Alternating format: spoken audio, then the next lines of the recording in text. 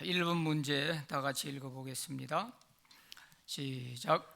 사도 바울은 아테네에서 철학적으로 전도한 결과가 좋지 못하자 고린도에서는 어떻게 전도하였는가?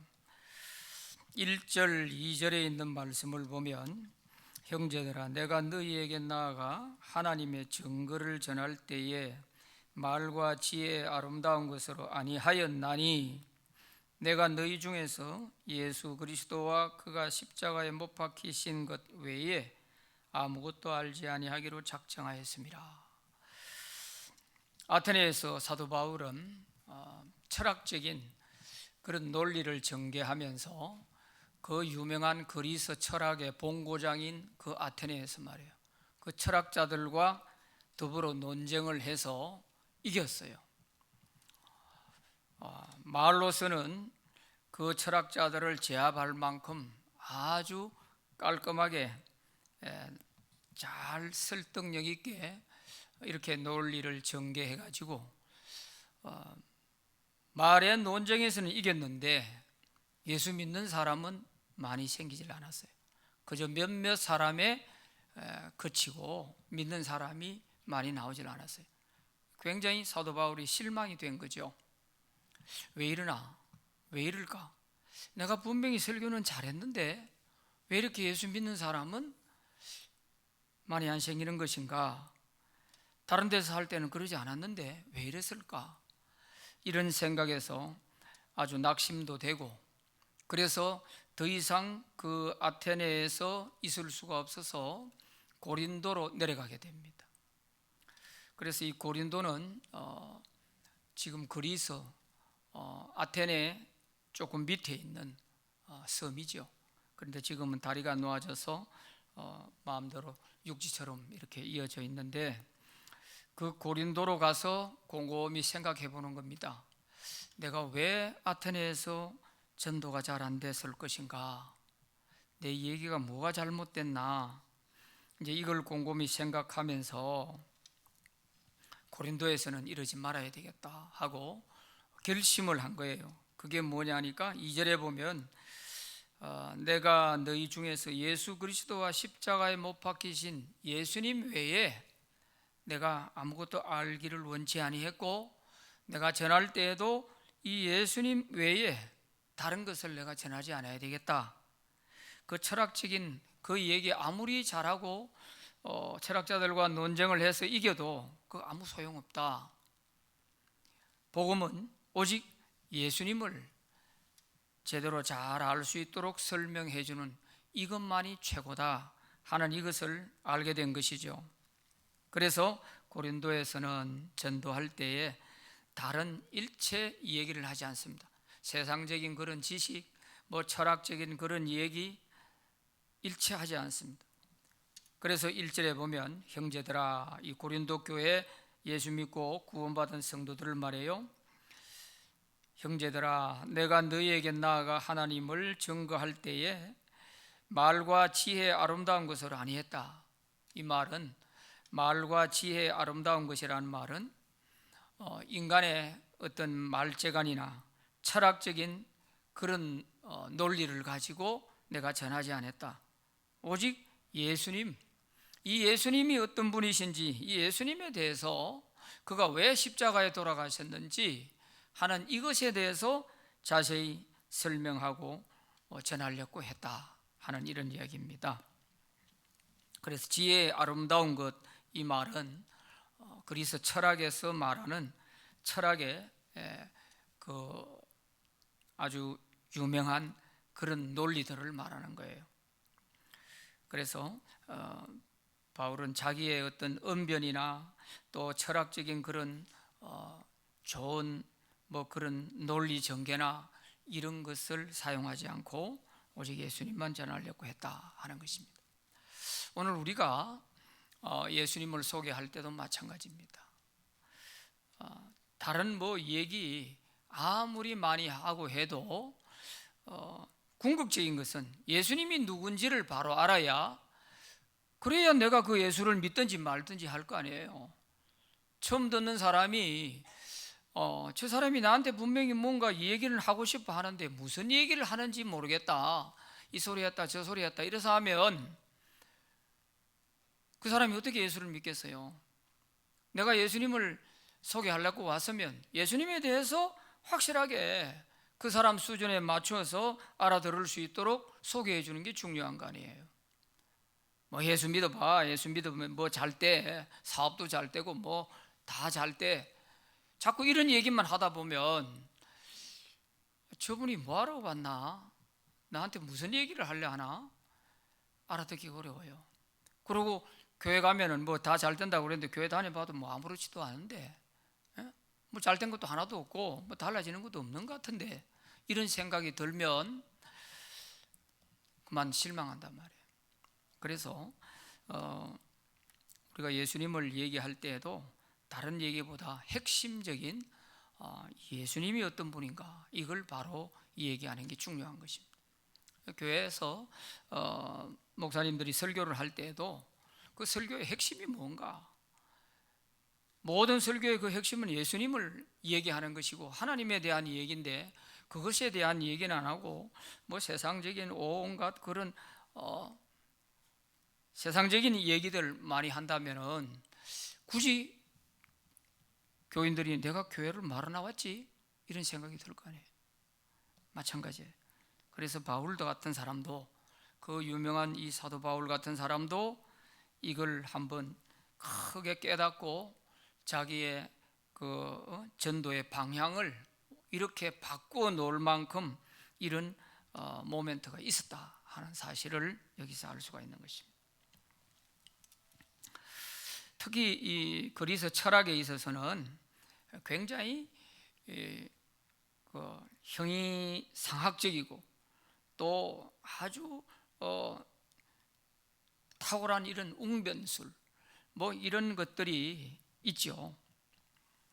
그런데 그 모든 것들을 보면, 이 철학의 모든 그 내용들을 보면 뭐가 분명한 것이 아니고 다 추상적이고 또 공상적이고 하는 이런 것들이, 그러다 보니까 참 어렵죠.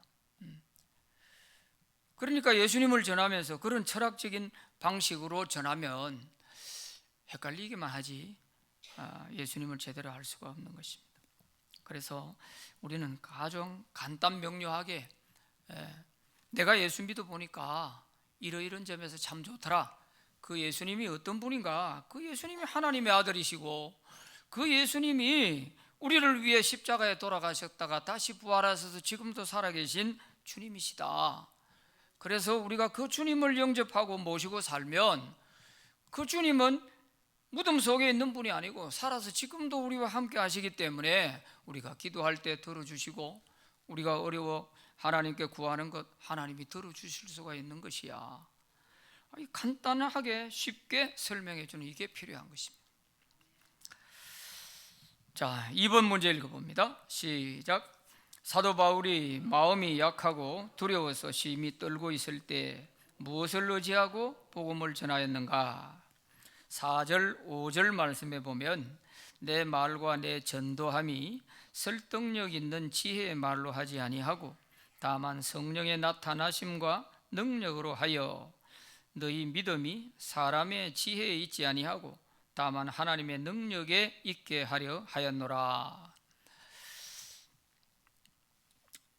바울이 3절에 거기 보면 내가 고린도에 갔을 때 약하고 두려워하고 심히 떨었노라 그랬지 않습니까? 왜 이 바울이 이렇게 두려워 떨었을까 하는 것입니다. 이것을 학자들은 한 3가지로 요약을 하는데, 첫째는 아테네에서 전도에 실패한 그것에 대해서 고린도에 와서 또 전도하려고 하니까 또 실패할까 봐 하는 이런 두려움이 있었다 하는 것이 첫 번째고, 두 번째는 고린도 지방에는 이교도들의 그 아주 강한 세력들이 많이 있었어요. 그래서 그 고린도에는 그 아데미 신전이 또 큰 신전이 있었단 말이죠.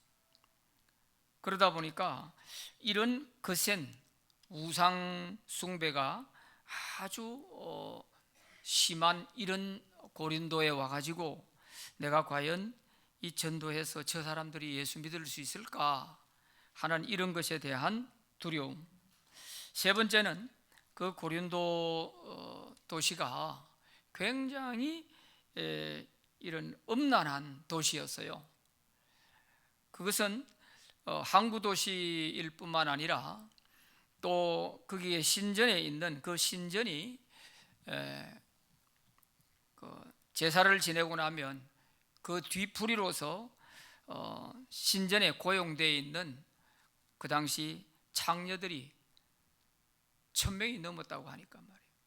그러니까 그 도시 안에 그 사람들이 있는 한에는 그 고린도 도시가 음란할 수밖에 없는 거예요. 음란할 수밖에. 2000년 전인데도 불구하고 여러분도 기회가 되시면 꼭 그리스 아마 성지순례를 한번 가보시면 좋을 것 같아요. 그 고린도에 그리스 성지순례를 가면 반드시 들리게 되는데, 그 고린도에 가면 옛날 그 화산으로 다 이렇게 묻혀버렸던 도시를 다시 이제 재발굴을 해놓은 데가 있어요. 그 당시 2000년 전 그 당시에도 그 도로를 대리석으로 깔았어요. 도로가 대리석으로 되어 있고요. 집집이 돌아가면서 그 보면은 요즘 말로 하면 수세식 화장실이 되어 있는 거예요. 놀랄 일이죠.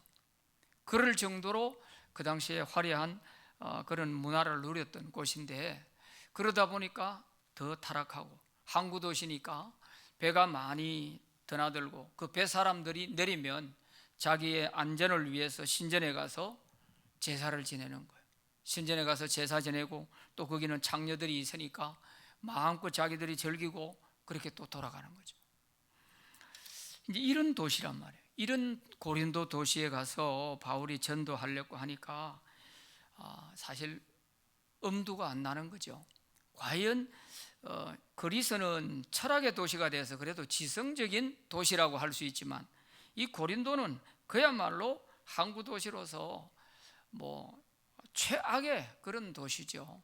전도하기로서는 제일 어려운 그런 도시랍니다.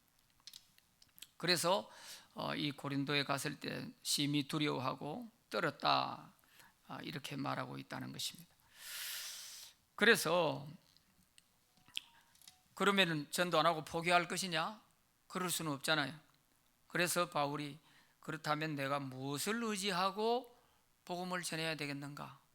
무엇을 의지하고 내가 전도를 해야 될 수 있겠나? 아마 기도 많이 했을 것 같아요.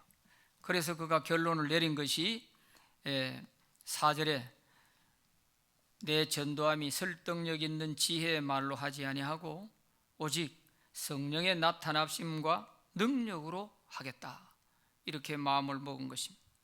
성령의 나타나심과 능력으로. 자기 인간적 능력이나 어떤 설득력 가지고 하려고 하는 것은 포기했다는 거예요. 오직 하나님의 성령께서 내가 복음 전할 때 나를 도와주시고 역사해 주셔야 저 사람들이 예수를 믿을 수 있다, 그런 생각을 하게 되는 것입니다. 사실이 그렇습니다. 우리 사람이 예수를 믿게 만들 수 있다면 우리가 신이 되는 거예요. 우리가 신이 돼요. 이걸 착각을 하면 우리가 전도하다가 오히려 더 낙심할 수가 있어요. 그래서 성령의 나타나심과 능력으로 하겠다, 이렇게 마음먹은 것입니다. 왜냐하면 하나님께서 그 사람의 마음을 어루만져 주시고 그 사람 마음을 열어주시고, 그래서 성경 말씀도 이해가 되게 해주시고, 하나님께서 이 믿을 수 있는 믿음을 선물로 주셔야 그 사람이 예수를 믿고 하나님 자녀가 될 수 있는 것이지, 우리가 아무리 말재간이 좋고 언변술이 좋다 할지라도 말로서 예수를 믿을 수 있게 하지는 못하는 거예요. 그걸 할 수 있다면 내가 예수하고 똑같잖아요. 하나님이 역사 안 하셔도 내가 다 할 수 있다면 내가 하나님이 되는데요, 그건 절대 안 되는 거예요. 그래서 너희 믿음이 사람의 지혜에 있지 아니하고 다만 하나님의 능력에 있게 하기 위해서는 내가 이제 인간적인 방법을 하지 않겠다. 하나님께서 역사하셔서 저 사람들이 예수 믿게 되도록 이렇게 하나님을 의지하겠다 하는 그런 말씀인 것입니다. 그래서 성령의 나타나심과 능력으로 하여 그랬습니다. 그래서 믿음은 하나님의 선물입니다. 내가 믿고 싶다고 믿어지는 것도 아니고 내가 안 믿고 싶다 해서 도망간다고 도망가지는 것도 아니에요. 하나님이 택해 놓은 사람은 안 믿어질 것인데도 믿어지는 거예요. 그게 참 신기하기도 하고 감사하기도 한 거예요. 그게 믿음이에요. 다른 종교에서는 지성이면 감천이라고 해서 자기가 정성을 다하면은 자기가 믿는 신이 뭔가 자기 소원을 들어준다고 생각하는 거죠. 그렇지만 기독교는 그렇게 안 됩니다. 기독교는 하나님의 택하심을 첫째는 입어야 되고 우연인 것 같은데 그게 다 하나님의 계획 속에서 움직여지는 거예요. 지금도 우리 교회 새로 오시는 분들 한 분 한 분들 만나서 얘기를 하다 보면 어릴 때 초등학교 때 뭐 한 두세 번 교회 가본 일 외에는 없다는 거예요. 그런데도 나이가 들어서 자기도 모르게 이렇게 교회를 나올 기회가 되어지더라는 거예요. 참 신기한 거예요. 어릴 때 아무 생각 없이 간 것 같지만 그게 우연히 그냥 뭐 간 것 같지만 그 우연이 아니고 하나님은 그때 이미 벌써 다 택해 놓으신 거예요. 택해 놓으신 거예요.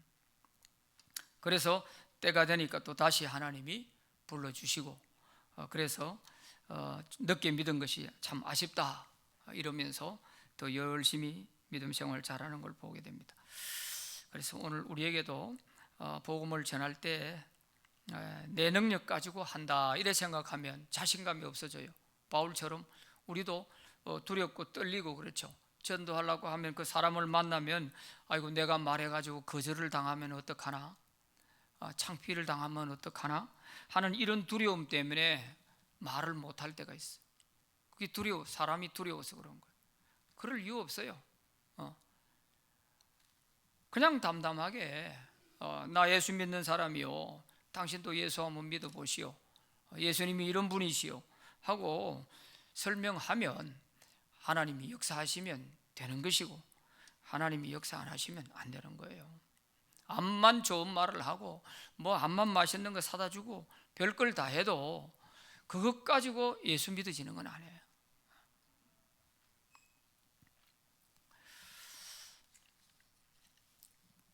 그러니까 이 최건능 목사님이라고 하는 분은 옛날 그 평양에서 복음을 전할 때 예수 천당, 예수 믿고 천당 갑시다 하는 이 말을 계속 하려니까 너무 힘든 거예요.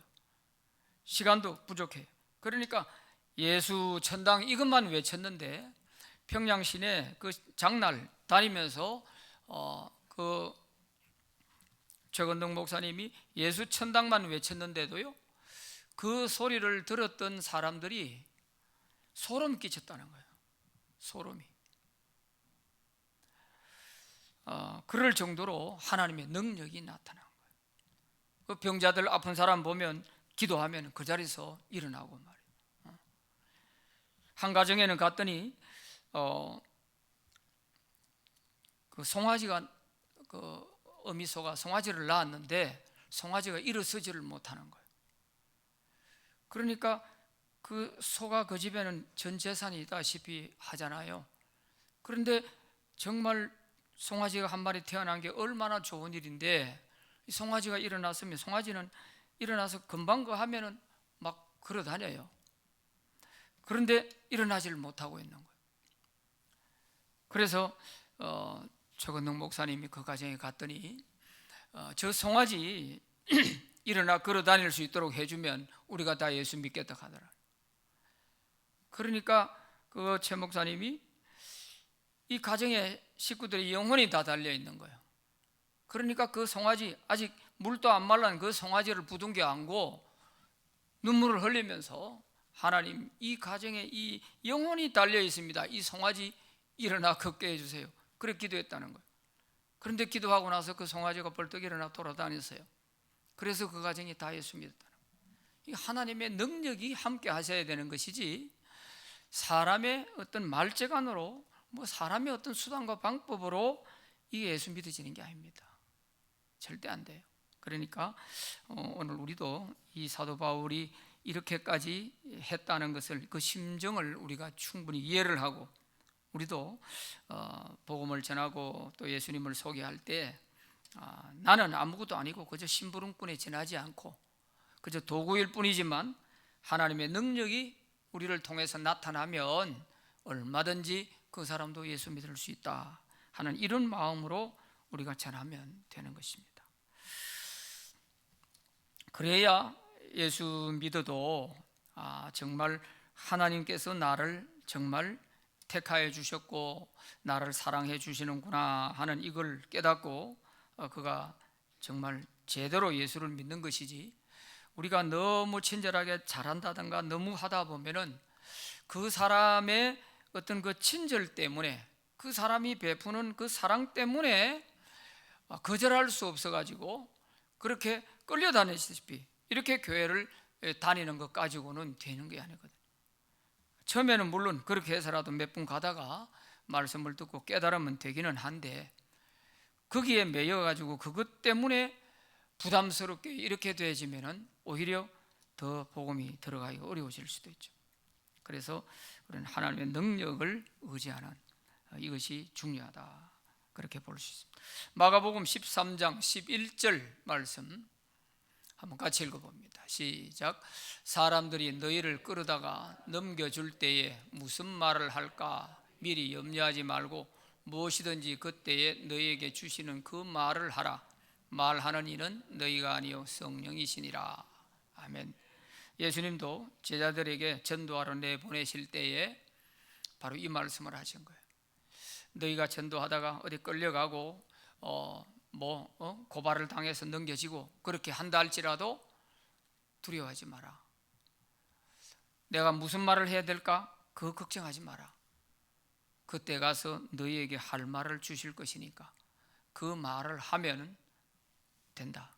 그것은 너희 자신의 생각이 아니고 너희 안에 계신 성령께서 할 말을 줄 것이니까 그거 하면 된다, 그 말이에요. 그러니까 우리가 복음을 전할 때도 우리 안에 성령께서 할 말을 주신다. 또 사람마다 교과서가 없어요. 전도에는 교과서가 없어. 어떤 사람마다 다 다르고 대상이 다 다르잖아요. 환경이 다르고. 그렇기 때문에 그때 그분들을 만났을 때 그분들의 영적 심리 상태 이런 거를 우리가 함께 공감하면서 성령께서 주시는 말씀을 전하면 되는 것입니다. 3번 문제 읽어봅니다. 시작. 사도 바울이 말한 하나님의 지혜는 무엇인가? 6절부터 9절까지에 해당하는 말씀인데요, 하나님의 지혜라는 말을 7절에서 하고 있습니다. 오직 은밀한 가운데 있는 하나님의 지혜를 말하는 것으로서 곧 감추어졌던 것인데 하나님이 우리의 영광을 위하여 만세전에 미리 정하신 것이라 그랬어요. 하나님의 지혜를 말하는 것으로, 이 하나님의 지혜가 뭔가 하는 것입니다.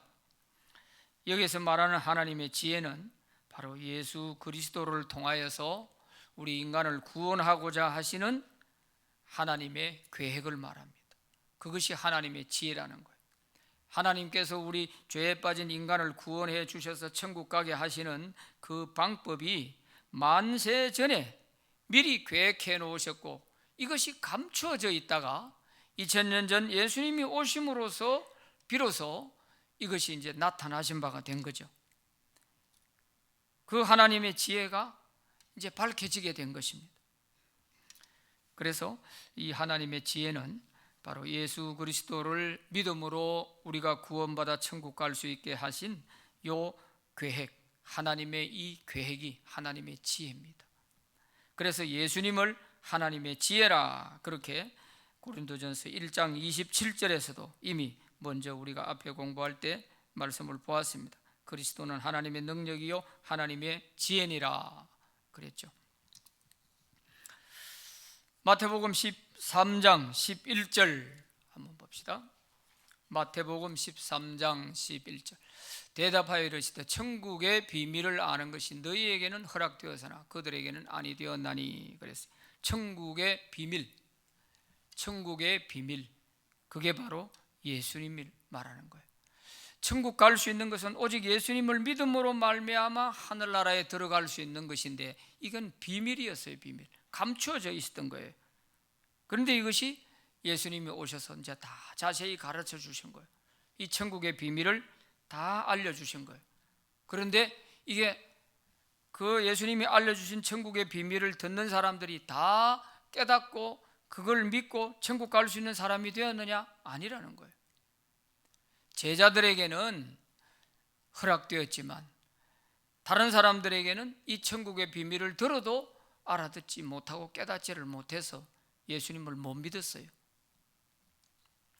그래서 만약에 이것이 모든 사람에게 다 깨달아지고 이렇게 했더라면 예수님이 십자가에 돌아가실 이유가 없었죠. 왜 예수님을 죽이겠어요?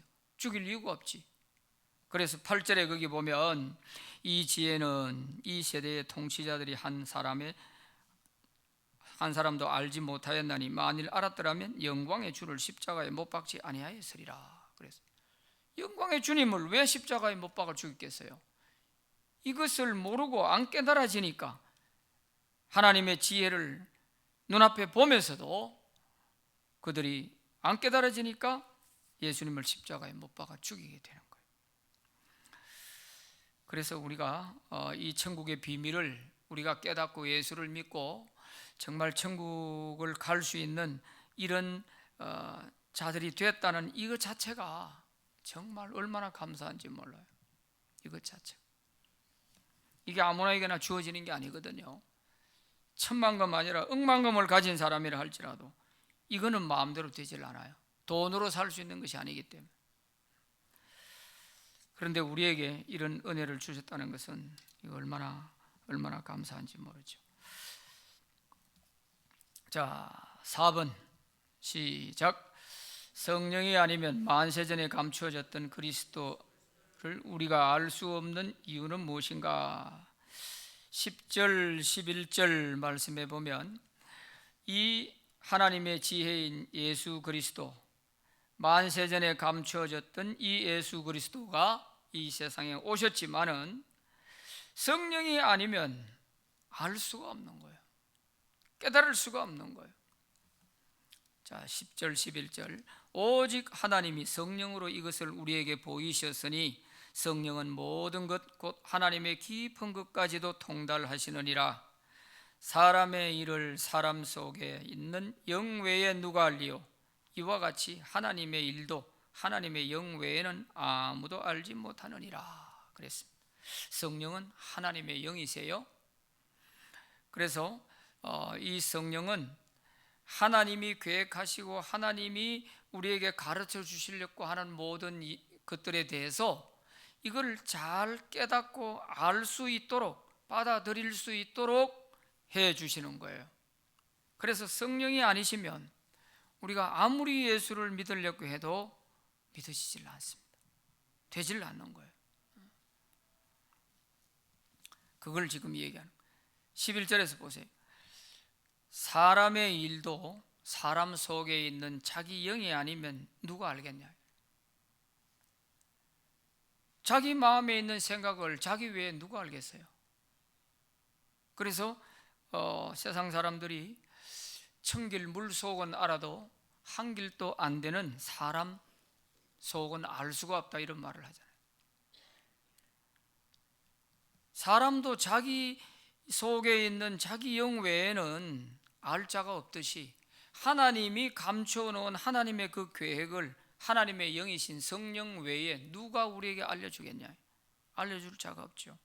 그래서 성령의 도움이 반드시 필요하다 하는 것입니다. 성령의 도움. 그래서 우리가 믿음 생활을 제대로 하려면 반드시 예수님을 구주로 영접하여 성령이 우리를 도와주셔야, 그래야 성경 말씀을 읽어도 깨달아지게 되고 성경 말씀이 재미있어지게 되고 설교를 들어도 이해가 쉽고 이렇게 되는 것입니다. 자, 5번 시작. 하나님이 우리에게 성령을 주신 이유는 무엇인가? 12절 말씀에 우리가 세상의 영을 받지 아니하고 오직 하나님으로부터 온 영을 받았으니 이는 우리로 하여금 하나님께서 우리에게 은혜로 주신 것들을 알게 하려 하심이라.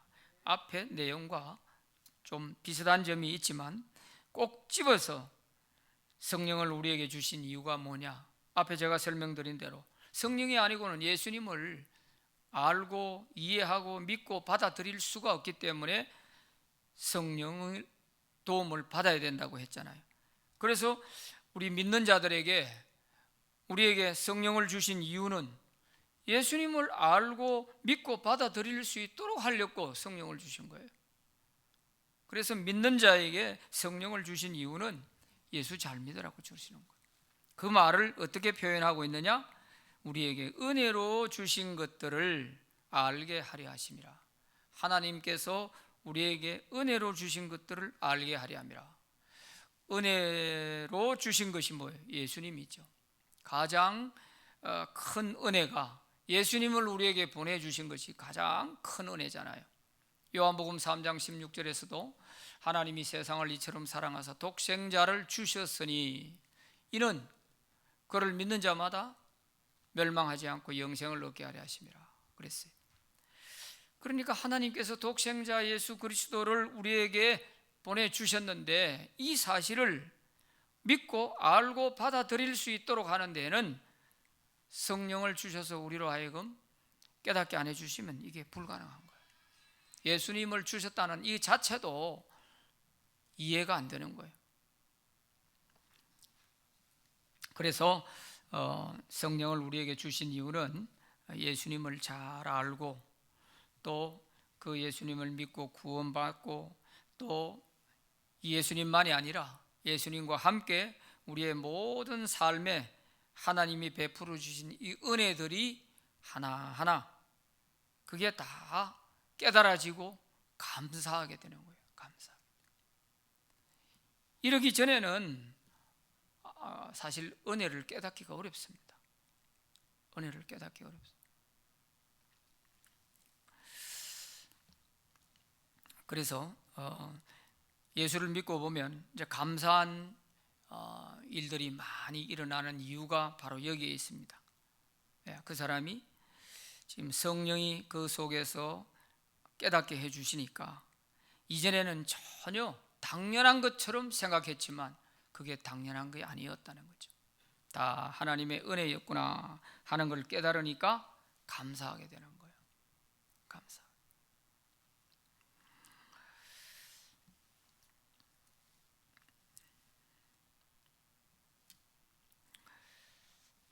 그래서 범사에 항상 우리가 늘 감사하고 또 기쁘게 살아갈 수 있는 저력이 바로 여기에 나오는 것입니다.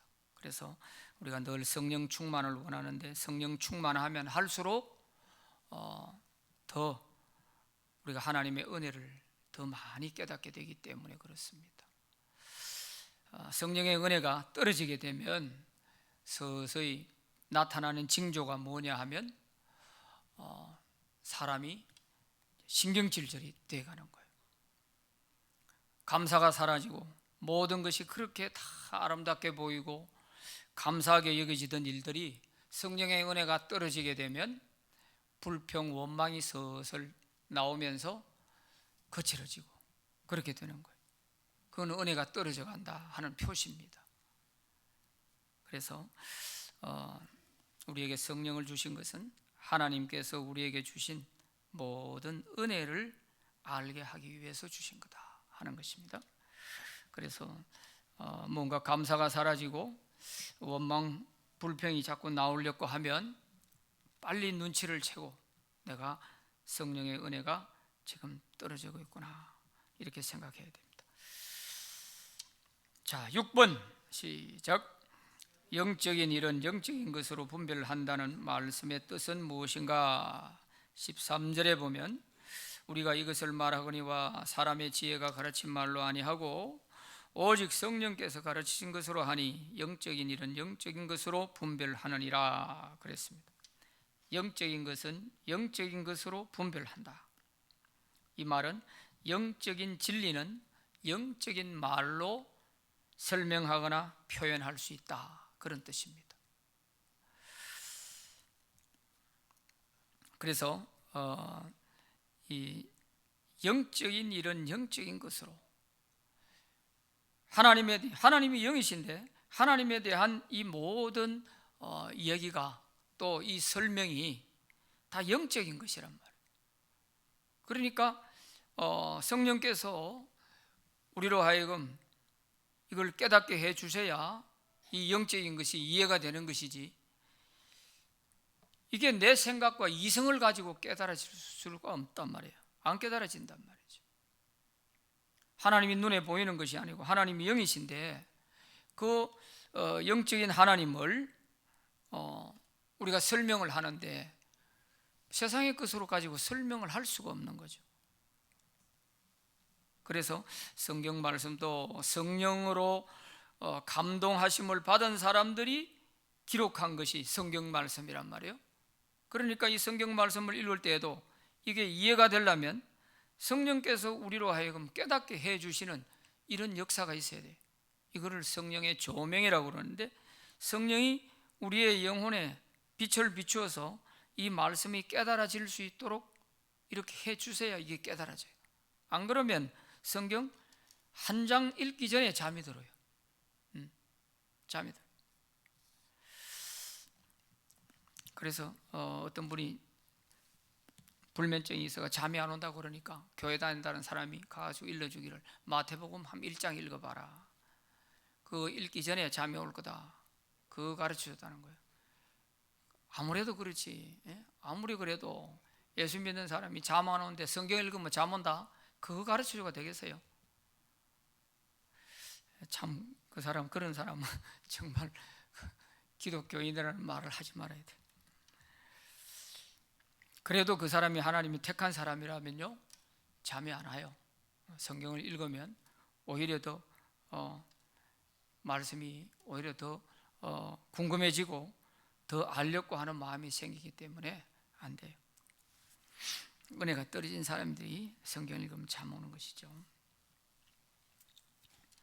머리 아프다니까 성경 배고 자라 그러고 이런 또 미신적인 그런 걸 또 양밥하듯이 그런 걸 알려주듯이 그렇게 해주면 안 됩니다. 여기 분별한다 하는 이 말이 그리스 말의 원문을 보면 설명한다, 해석한다 그런 뜻이에요. 그러니까 영적인 것은 영적인 것으로 분별이 된다, 설명이 되고 또 이해가 되고 해석이 된다는 거예요. 그러니까 반드시 성령의 나타나심이 있어야 돼요. 기도하고 성경을 읽으면 잘 깨달아지는 이유가 그것입니다. 성령께서 도와주시니까 말이에요. 자, 7번 문제 같이 읽어봅니다. 시작. 육에 속한 자와 신령한 자란 각각 어떤 사람을 말하는가? 14절 15절 말씀에 보면 육에 속한 사람은 하나님의 성령의 일들을 받지 아니하나니 이는 그것들이 그에게는 어리석게 보임이요 또 그는 그것들을 알 수도 없나니 그러한 일은 영적으로 분별되기 때문이라. 신령한 자는 모든 것을 판단하나 자기는 아무에게도 판단을 받지 아니하느니라. 육에 속한 사람은 15절에는 신령한 자는 이랬어요. 육에 속한 자와 신령한 자, 이게 각각 어떤 사람을 말하는 것이냐 하는 것입니다. 특히 사도 바울이 기록한 서신서에는 반드시 이것을 구분하고 있어요. 육에 속한 사람, 육의 사람, 육신의 사람, 영의 사람 이렇게 구분을 해요. 그래서 이 육에 속한 사람이라는 말은 그 사람은 불신자와 같은 사람이에요. 그 사람 속에 성령이 거하지 않는 사람이에요. 그러니까 불신자예요. 육에 속한 사람은 하나님의 성령의 일들을 받을 수도 없고 깨달을 수도 없어요. 안 되는 거예요. 아무리 들어도 이해가 안 되는 거예요. 그러나 성령이 그 속에 있는 사람은 깨달아지죠. 그래서 바울이 세 가지 종류로 육의 사람과 육신의 사람과 영의 사람 이렇게 구분하는데, 거기에 육에 속한 자는 바로 육의 사람이에요. 성령이 없는 사람, 예수님을 영접하지 아니한 사람, 그런 게 있고, 그 다음에 육신의 사람이 있어요. 육신의 사람, 이 사람은 예수님을 영접하고 믿기는 하는데 어디까지나 자기 삶의 주인이 자기가 되어 있어요. 주인이 자기가 되는 거예요. 예수를 주님으로, 예수를 내 주인으로 내가 모시고 사는데, 입으로는 주여 주여 하면서도 실제 내 생활은 예수님이 주인이 아니고 내가 주인이 돼가지고 예수님을 좀 이용해 먹고 하나님을 좀 이용해 먹는 이런 삶을 사는 사람을 육신의 사람이라 이렇게 봅니다. 이게 참 좀 아이러니한 얘기죠. 그런데 교회 안에는 육신의 사람이 대단히 많습니다. 주여 주여는 하는데 예수님이 주인은 아니야. 자기가 주인이에요. 자기가. 이런 사람은 기도를 할 때도 안 들어주면 하나님 나 각 죽어봅니다 이러면서 막 협박을 하고, 자기가 주인이에요. 자기가 주인. 이거 있을 수가 없죠. 영의 사람은 성령의 사람이에요. 그야말로 성령께서 그 사람을 전적으로 사로잡고 이끌어주는 이런 사람이 영의 사람입니다. 이 영의 사람은 영적인 일들을 잘 분별하지요. 하나님의 뜻을 잘 분별할 줄 압니다. 그래서 하나님의 뜻과 하나님의 뜻이 아닌 사탄의 뜻을 잘 분별하고 사탄에게 휘말리지 않죠. 그런데 육신의 사람은 제일 잘 당하는 거예요. 아예 불신자는 잘 당하지 않아요. 육의 사람은 아예 잘 당하지 않습니다. 그런데 육신의 사람, 이런 사람들이 제일 사탄에게 많이 이용을 당합니다. 한번 보세요. 우리 집에 그 대문 앞에 교패를 붙여놓으면요, 이단들이 자주 찾아와요. 그럼 아무것도 안 붙어 있는 집에는 찾아가지도 않습니다. 이단들이 문도 안 두드려요. 불신자한테 전도하려고 생각을 안 해요. 이단들은 꼭 교패 붙어 있고 교회 다니는 사람에게 가가지고 시비 걸고 이 사람이 진짜 제대로 믿나 안 믿나 테스트 해보는 거예요. 육신의 사람은 잘 넘어가죠. 잘 당하는 겁니다. 왜? 자기가 주인이 되려고 하니까 사탄의 유혹에 잘 빠지는 것입니다. 그래서 여기에 육에 속한 사람은 바로 불신자와 같은 사람이기 때문에 성령의 일들을 받지를 않아요. 또 신령한 자는 뭐냐? 신령한 자는 영적인 사람을 말하는 거예요. 성령이 그 속에 계셔서 온전한 영적 통찰력을 가지고 이렇게 살아가는 사람이 신령한 자입니다. 신령한 자. 그래서 육에 속한 자는 영적인 일에 관심이 없어요. 그런가 하면 신령한 자는 이 영적인 일에 관심이 많고 세상적인 일에 별 관심이 없죠. 이렇게 차이가 있는 것입니다.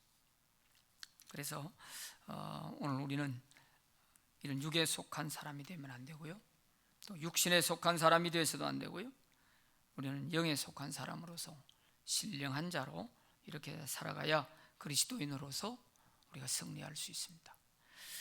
오늘 이 말씀 잘 깨달아서 우리는 예수님, 내가 믿는 이 예수님을 내 혼자만 믿기에 너무 안타깝고 너무 아까우니까, 그래서 어떻게 하든지 내 주변에 있는 사람들에게도 이 예수님을 성령의 도움을 받아서 좀 잘 설명을 해 주어서 그래서 그들도 함께 같이 믿을 수 있다, 이렇게 하면 제일 좋은 것이죠. 천하보다 귀한 것이 우리 영혼이기 때문에, 그래서 한 사람이라도 더 이렇게 함께 믿을 수 있는, 그런데 우리가 쓰임 받게 되기를 바랍니다. 기도합시다. 하나님 아버지, 감사합니다. 이 밤에도 우리로 하여금 또 하나님의 말씀을 마음에 새기며 또 하나님께 나와 찬양을 드리며 또 예배를 드릴 수 있도록 은혜를 주시니 감사합니다. 오늘 이 배운 말씀들이 우리 마음속에서 귀한 영의 양식이 되게 하시고, 그래서 나만 믿고 있는 예수님 내 속에만 담아두지 말고 꼭 내가 가장 사랑하고 아끼는 자에게 이 예수님을 잘 설명하고 전해줄 수 있는 그런 귀한 성도들이 다 되게 하여 주시옵소서. 그래서 지옥 갈 영혼이 천국 가게 된다면 이것보다 더 가치 있고 이것보다 더 귀한 일이 없는 것인데, 이 일을 위해서 우리가 애를 쓰고 또 이 일을 위해서 한 영혼 한 영혼을 우리가 구원해내는데 하나님께 귀하게 쓰임받게 하여 주시옵소서. 또 특별히 이제 여름 성경학교와 수련회를 잘 마치게 해주시니 감사합니다. 우리 유치부도 초등부도 또 중고등부도 이번 여름 성경학교를 통하여 수련회를 통하여서 배운 말씀들이 이들로 하여금 앞으로 믿음에 잘